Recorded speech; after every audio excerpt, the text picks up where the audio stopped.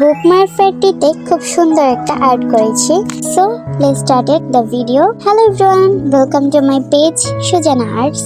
আজকে তোমাদেরকে আমি এটা আঁকার একটু করে প্রসেসিং দেখাবো। আর এখানে ফার্স্ট আমি একটু করে পেন্সিল দিয়ে মার্ক করে নিয়েছি, যাতে আমার এগুলো দিতে সুবিধা হয় এবং যাতে ভুল একটু না হয়, ওই জন্য আর কি। তো হচ্ছে আকাশ করেছি, দেন হচ্ছে ঘরটা করেছিলাম, তারপর হচ্ছে কিছু গাছপালা দিয়ে তারপর হচ্ছে একদম ডিটেলিং করে শেষ করে দিয়েছি।